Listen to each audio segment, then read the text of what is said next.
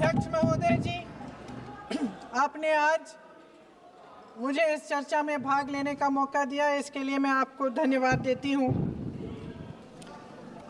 आज जिस विषय पे हम चर्चा कर रहे हैं वह केवल एक विषय नहीं है, भारत की आत्मा का एक हिस्सा है।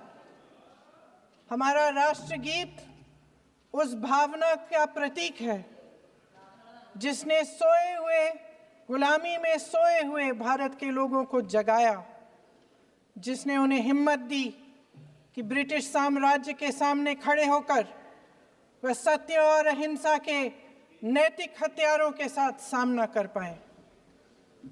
आज ये चर्चा एक भावना के ऊपर है।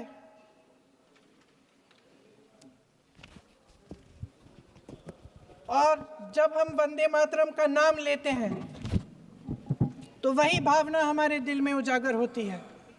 जब हम वंदे मातरम का नाम लेते हैं तो हमें उस पूरे इतिहास की याद आती है जो स्वतंत्रता संग्राम का इतिहास था, उसकी पीड़ा, उसका संघर्ष, उसका साहस, उसकी नैतिकता, उसका जो बल था कि ब्रिटिश साम्राज्य उसके सामने झुका। अध्यक्ष महोदय, वंदे मातरम उस आधुनिक राष्ट्रवाद की अभिव्यक्ति है जिसने भारत के लोगों को एक राजनीतिक और नैतिक आकांक्षा से जोड़ा, जिसने भारत के लोगों को एक साझा नियति के उत्तराधिकारी, एक साझा भविष्य के निर्माता के रूप में देखा। लेकिन आज की ये बहस मुझे कुछ अजीब सी लग रही है। जैसे मैंने कहा, ये गीत देश की आत्मा का हिस्सा बन चुका है। 150 सालों से देशवासियों के दिलों में ये गीत बस चुका है। 75 सालों से हमारा देश आजाद है, तो फिर आज इस बहस की क्या आवश्यकता है?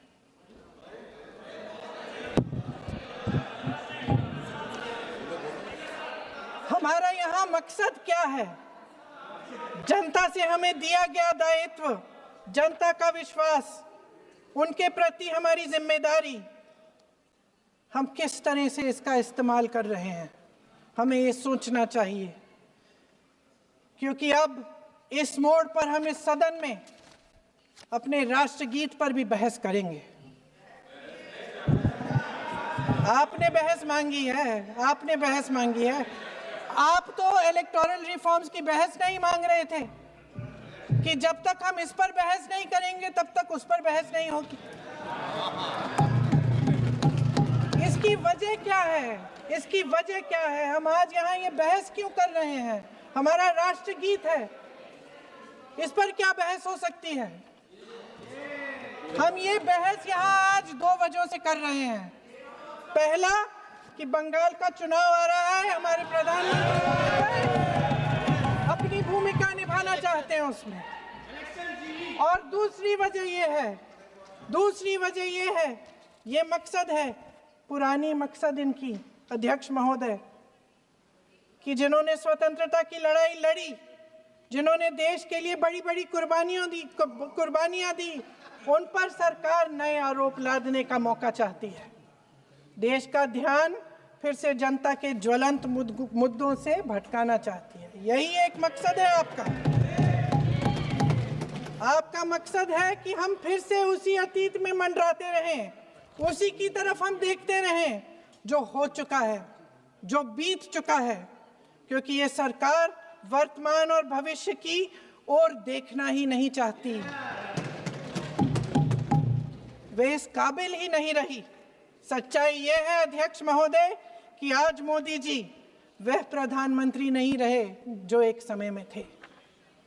सच ये है कि ये दिखने लगा है, उनका आत्मविश्वास घटने लगा है, उनकी नीतियां देश को कमजोर कर रही हैं। और मेरे सत्ता पक्ष के साथी चुप इसलिए हैं क्योंकि अंदर अंदर से वे भी इस बात से सहमत हैं।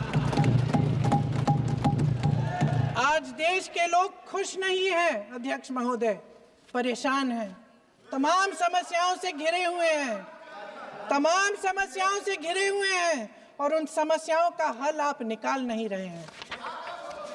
हाँ ठीक है, उसका भी बोल लेंगे, समय आएगा तो उसका भी बोल लेंगे, बल्कि कल समय आ रहा है, चुनाव पे चर्चा होगी, उस पे भी बोलेंगे। अध्यक्ष महोदय, इनके भी अपने लोग दबी जबान में कहने लगे हैं कि सारी सत्ता को केंद्रित करने से देश का नुकसान हो रहा है। इस बीच अगर हम अतीत की बातें नहीं करेंगे तो कौन सी बातें करेंगे? ये किसी और बात के काबिल ही नहीं है, सिर्फ ध्यान भटकाना है जनता का। इसलिए आज हम वंदे मातरम पर चर्चा कर रहे हैं। वंदे मातरम देश के कण कण में जीवित है, इस पर बहस नहीं हो सकती। लेकिन चलिए, आपने बहस मांगी, आप बहस करना चाहते हैं, बहस करते हैं।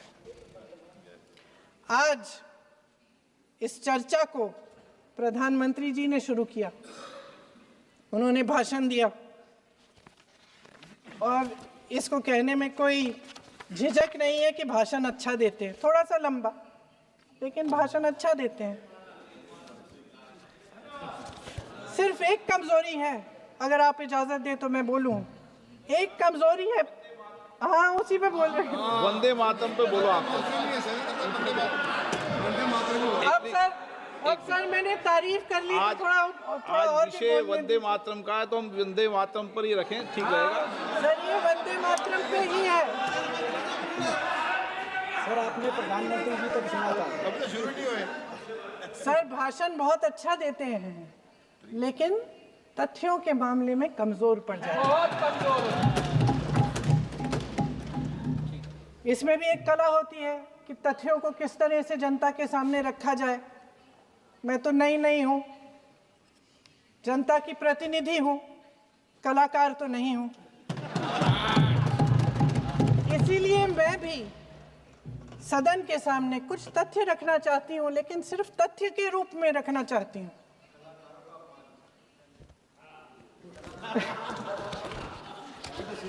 मैं उदाहरण दूं, उदाहरण दे देती हूँ। सर मांग रहे हैं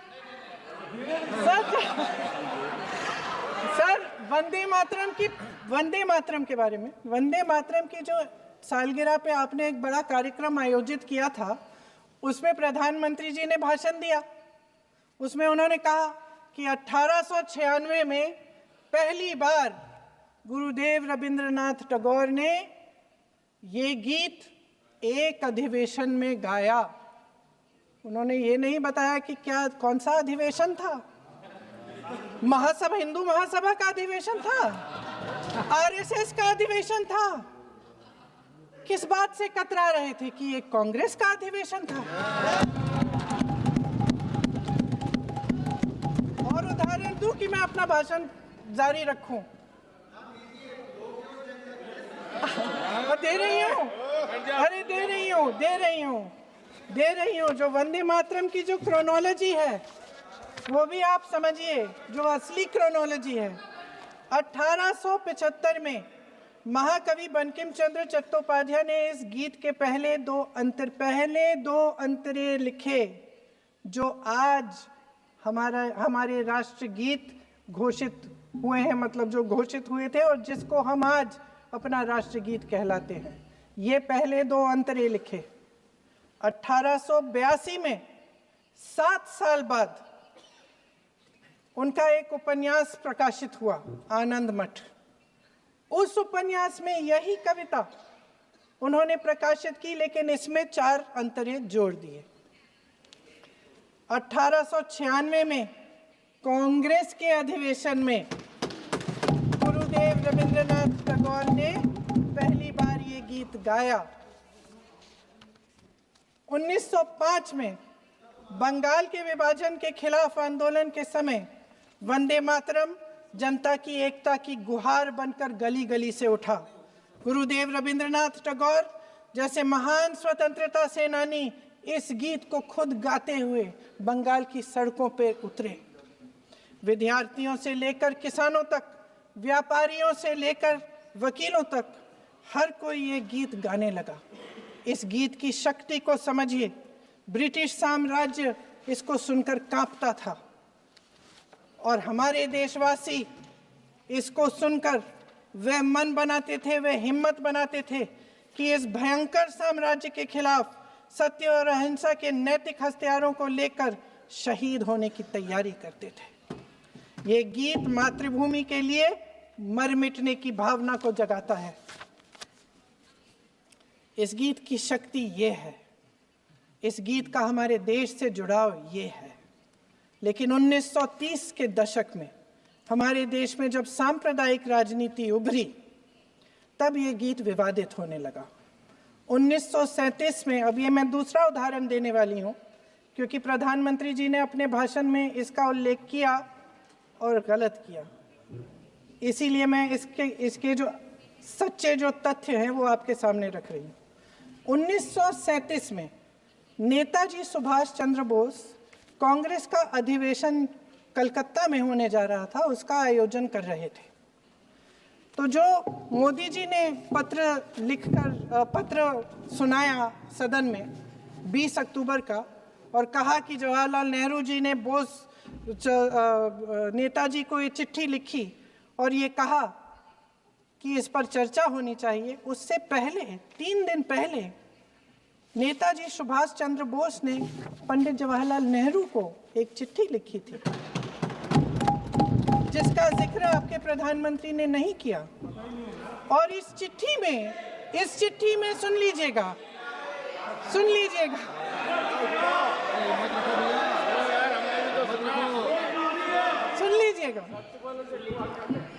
आप नेताजी के लफ्ज नहीं सुनना चाहते? बंगाल का चुनाव आ रहा है।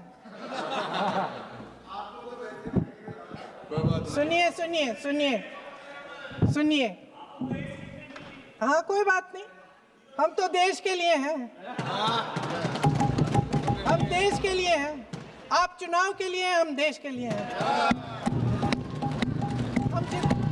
हम जितने भी चुनाव हारे, हम यहाँ बैठे रहेंगे और आपसे लड़ते रहेंगे और आपकी विचारधारा से लड़ते रहेंगे। अपने इस देश के लिए, अपनी इस मिट्टी के लिए लड़ते रहेंगे। आप हमें रोक नहीं सकते।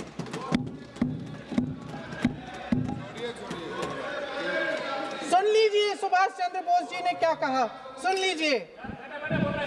My dear Jawahar, reference Vande Mataram, we shall have a talk in Calcutta and also discuss the question in the working committee if you bring it up there. I have written to Dr. Tagore to discuss this matter with you when you visit Santi Niketan. Please do not forget to have a talk with him when you visit Santi Niketan. ये 17 अक्टूबर को लिखी जाती है। 10 अक्टूबर को नेहरू जी इसका जवाब देते हैं और आपके और 20 अक्टूबर को, हाँ ठीक है, 20 अक्टूबर को नेहरू जी इसका जवाब देते हैं। इस जवाब की एक पंक्ति प्रधानमंत्री जी ने सुनाई, बाकी पंक्तियां क्यों नहीं सुनाई? क्योंकि उनमें नेहरू जी क्या कह रहे हैं? There is no doubt that the present outcry against Vande Mataram is to a large extent a manufactured one by the communalists. Whatever we do, we cannot pander to communalists' feelings, but to meet real grievances where they exist. I have decided now to reach Calcutta on the 25th morning. This will give me time to see Dr. Tagore as well as other friends. समझ रहे हैं आप? प्रधान चुप है तो समझ ही गए होंगे। फिर क्या होता है? फिर नेहरू जी कलकत्ता जाते हैं और गुरुदेव जी से मिलते हैं और उसके अगले दिन गुरुदेव जी एक चिट्ठी लिखते हैं जिसमें वो लिखते हैं, अंग्रेजी में चिट्ठी है, उसका एक अंश मैं आपको हिंदी में बता देती हूँ, जिसमें गुरुदेव जी कहते हैं कि जो 2 अंतरे हमेशा गाए जाते थे उनका महत्व इतना गहरा था कि उस हिस्से को कविता के शेष हिस्से तथा पुस्तक के उन अंशों से अलग करने में उन्हें कोई कठिनाई नहीं थी। उन्होंने ये कहा कि स्वतंत्रता संग्राम में हमेशा से वही 2 अंतरे ही गाए जाते थे और उनको गाते हुए कुर्बानी देने वाले सैकड़ों शहीदों के सम्मान के लिए उन्हें ऐसे ही गाना उचित रहेगा।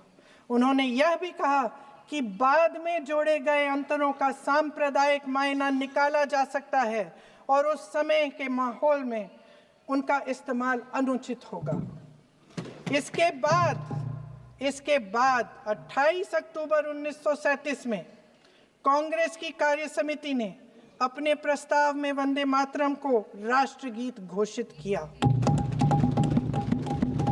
उन्हीं दो अंतरों को कार्य समिति की बैठक में महात्मा गांधी जी, नेताजी सुभाष चंद्र बोस, पंडित नेहरू, आचार्य नरेंद्र देव जी, सरदार पटेल जी, गुरुदेव रविंद्रनाथ टैगोर जी सब मौजूद थे। इस प्रस्ताव के ये सभी महापुरुष इस प्रस्ताव से सहमत थे। आगे क्या होता है ये भी सुना लूं।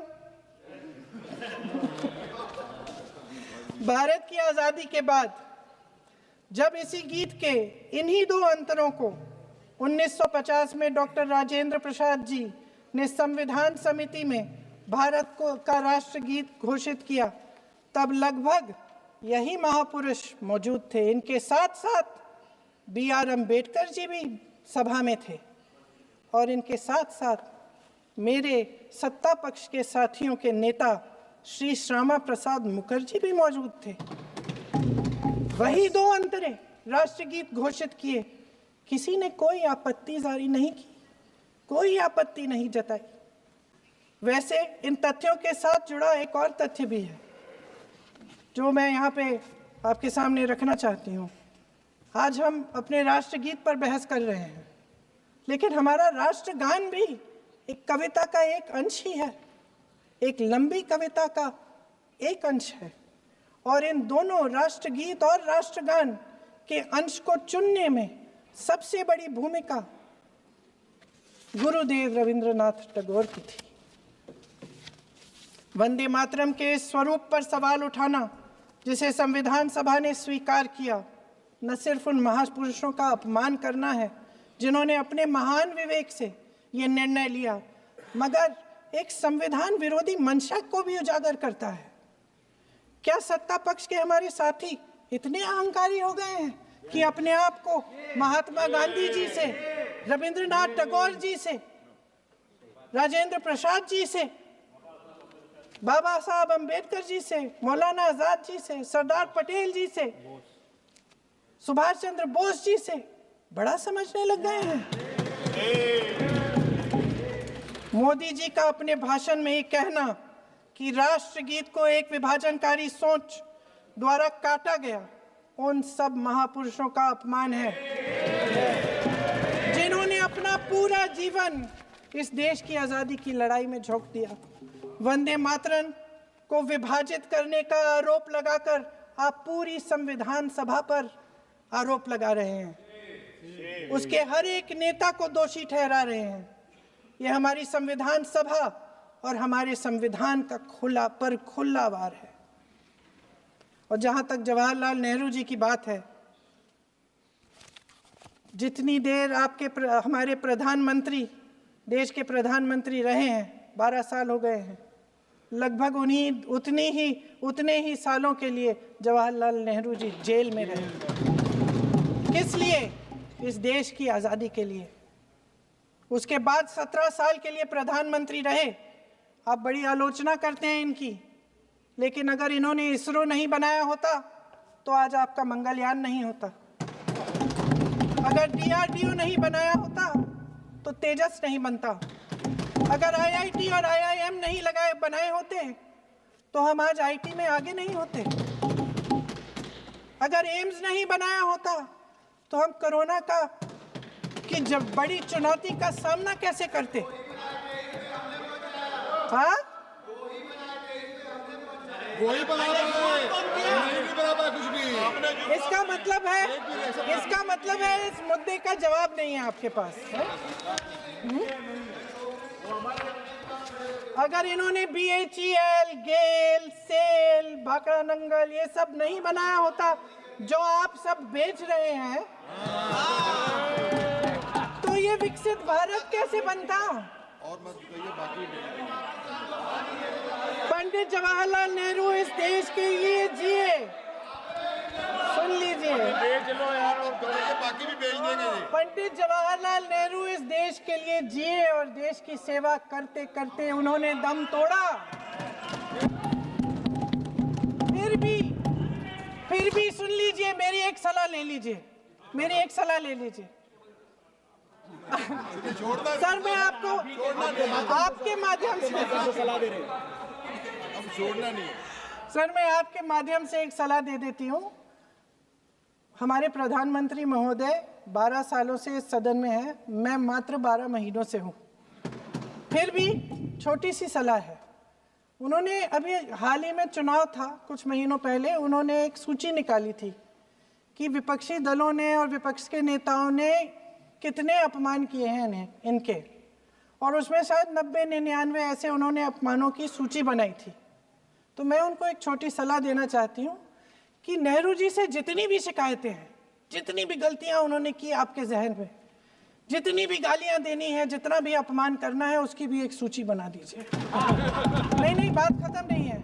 999 अपमान, 9,999 अपमान, सूची बना दीजिए और फिर हम एक समय निर्धारित करते हैं। जैसे हमने 10 घंटे आज वंदे मातरम पर हमने बहस किया है ना, उस तरह से हम अध्यक्ष महोदय जी से पूछेंगे, एक समय निर्धारित करेंगे, 10 घंटे, 20 घंटे, 40 घंटे, जितने घंटों में आपकी ये शिकायत पूरी हो जाए, माननीय सदस्य आप तो आप शांत हो जाएं और हम बहस कर लेंगे। लेकिन इस सदन का कीमती समय, जिसके लिए हमें यहाँ पे जनता ने भेजा है, जैसे हमें जनता की समस्याओं को हल करने के लिए चर्चा करनी चाहिए, इस्तेमाल करना चाहिए, उसको एसी के लिए इस्तेमाल करिए। उसके बाद जैसे अंग्रेजी में कहते हैं ना, जैसे अंग्रेजी में कहते हैं कि once and for all let's close the chapter, close कर लीजिए। देश सुन लेगा क्या क्या शिकायतें हैं, किसने क्या किया, इंदिरा जी ने क्या किया, राजीव जी ने क्या किया, परिवारवाद क्या होता है, नेहरू जी ने कौन सी गलतियां की, सुना लीजिए, फिर खत्म। उसके बाद बेरोजगारी, महंगाई, महिलाओं की समस्याएं, जो पीएमओ में हो रहा है उसकी बातें, उसकी चर्चा, जो बैटिंग ऐप के बारे में हो रहा है पीएमओ के अंदर, आप माननीय सदस्य प्लीज, जो एप्स्टीन फाइलों में आपके मंत्री महोदय के नाम निकल आए हैं, माननीय उसकी चर्चा करेंगे। आप वंदे मातरम में बोले, आप इधर उधर डाइवर्ट मत हो।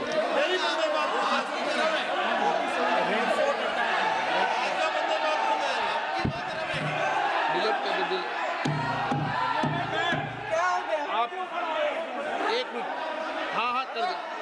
क्या हो गया? अंत में चिड़ी गए।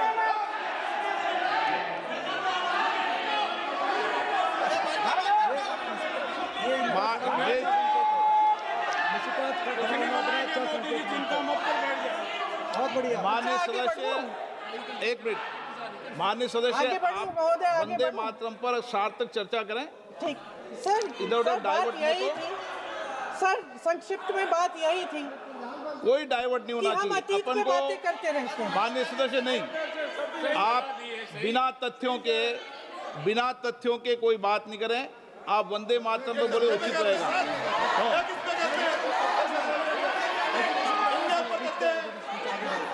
मैंने प्लीज, अध्यक्ष महोदय, मैं आपकी बात मानती हूँ, लेकिन बिना तथ्य के बहुत सालों के लिए ये हम पर आरोप डाल रहे हैं। हम चुपचाप सुनते हैं, इनको भी थोड़ी सी संतुलन होनी चाहिए, सुनने की थोड़ी सी हिम्मत होनी चाहिए। ये राजनीति है, हम बोलेंगे, आप वंदे बोलेंगे। मातरम बोलें। ठीक। वंदे मातरम सर। महोदय, आज की ये बहस सिर्फ ध्यान भटकाने के लिए की जा रही है, क्योंकि ये सरकार इस देश के वर्तमान की असलियत छिपाना चाहती है। आज देश का युवा कितना परेशान है, कितनी मुश्किल में है, पेपर लीक होते रहते हैं, बेरोजगारी है, महंगाई इतनी बढ़ चुकी है, इसकी चर्चा हम सदन में क्यों नहीं कर रहे हैं? आरक्षण के साथ जो हो रहा खिलवाड़ है उसकी चर्चा हम यहाँ क्यों नहीं कर रहे हैं? महिलाओं की बात होगी, बड़े बड़े ऐलान होंगे, मगर उनकी परिस्थितियों को सुधारने के लिए कोई ठोस कदम यहाँ क्यों नहीं उठाया जा रहा है? इन्हीं दरवाजों के बाहर खड़े होकर पत्रकार तरह आपने कहा कि आरोप मत लगाइए बगैर तथ्य के, तो मैं बोलूं कि नहीं बोलूं? नहीं, बिल्कुल नहीं। नो, आप उधर की बात मत बोलो। आप जल्दी से बोल लेते हो, फिर आप सदन में बंद जो कर कुछ देना। भी बोले हैं वो तथ्यों से बोले। आपको हर चीज ऑथेंटिक करनी पड़ेगी, इसलिए आप तथ्यों से बोले। अच्छा सर, बड़े बड़े शहरों में प्रदूषण है, लेकिन हम इस सदन में बैठकर सिर्फ छोटी छोटी बातें करेंगे। जी, जो अतीत की बातें हैं ना, जो बार बार आप चाहते हैं कि हम पीछे देखें, लेकिन हम आगे भविष्य की बात, वर्तमान की बात, जो असली समस्याएं हैं उनकी बात न करें, ये छोटी बात होती है। आप में हिम्मत है तो भविष्य की बात करिए, हिम्मत है तो बात करिए कि बेरोजगारी क्यों है, कि पेपर लीक क्यों होते हैं। आप चेयर को एड्रेस करें। आपको अच्छा, खत्म कर लेती हूँ, चेयर के एड्रेस करो आप। अध्यक्ष महोदय जी, सच्चाई ये है कि इनका शासन दमन का शासन है। इनकी राजनीति दिखावे की राजनीति है, इवेंट मैनेजमेंट की राजनीति है, चुनाव से चुनाव तक राजनीति है, तरह तरह के ध्यान भटकाने वाले मुद्दों की राजनीति है। वंदे मातरम इस देश की उन्हीं उम्मीदों की गुहार है जिन्हें आपका शासन हर रोज ठुकरा रहा है। आज भी सरहद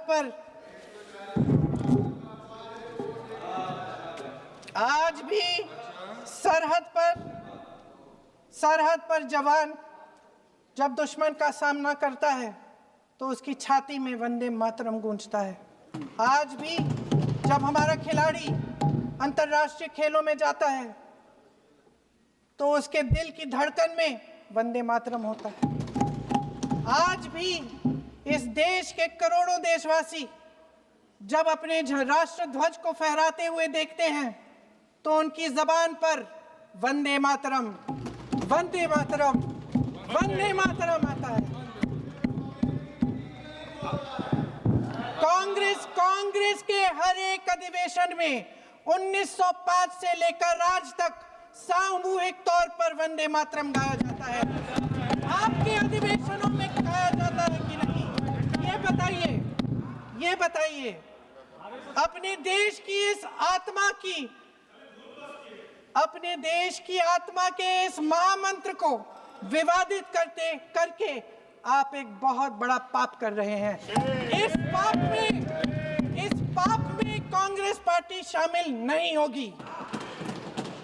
ये राष्ट्रगीत वंदे मातरम हमेशा से हमें प्यारा है, हमेशा से हमारे लिए पवित्र रहा है और हमेशा के लिए हमारे लिए पवित्र रहेगा। धन्यवाद।